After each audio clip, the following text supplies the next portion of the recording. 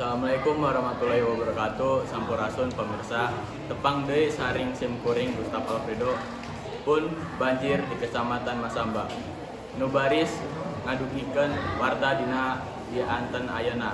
Dina acara Warta Sunda di televisi kumaha pamirsa.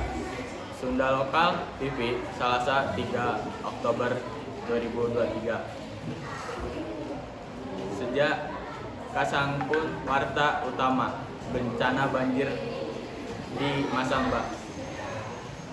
Can pulih tina caah badak sababaraha waktu katukang Kecamatan Masamba, Kabupaten Luwu Utara, Sulawesi Selatan katimpa deui banjir Salasa 2 Oktober 2023. Penting. Caah susulan lumangsung kasabab hujan gede ngaguyur wilayah Hulu Kecamatan Masamba di Salasa beurang.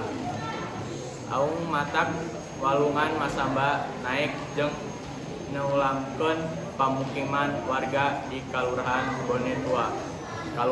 Bonetua, jeung Desa Bolali ku katinggian caah anu beda antara 50 nepi ka 80 cm.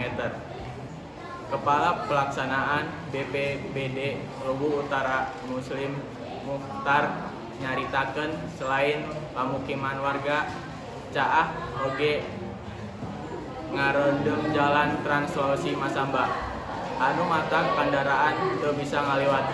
Muslim nyarita di sajumlah titik pamukiman warga dalem nepi ka 1 meter anu watak warga ngungsi ka tempat nu leuwih aman.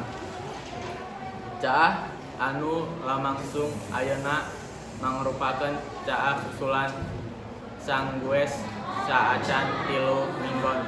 Kapungkur aya caah saluruh 2 meter anu mawa material sarupa toksik campur kayu. Sajumlah relawan anu masih aya di lokasi pangungsian sapertos PNI, ACT jeung nu lainnya ayeuna ngalakuan evakuasi warga jeung BPBD Luwu Utara. Pantauan di lokasi caah nu naik di Salasa 2 Oktober 2023. Magrib matak warga ruas jeung pada lumpat ngajauh di sakitar pulungan sangka ngahindar perkara nu teu pakahayang. Pamirsa, acara Warta Sunda dina dinten ayeuna dicakapkan dugi ka dieu.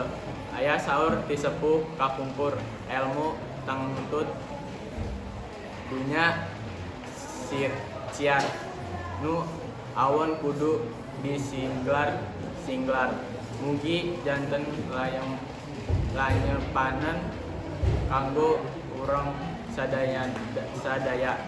Mewakilkan redaksi Warta Sunda, simkuring Gustaf Alfredo, banjir Kecamatan Masamba.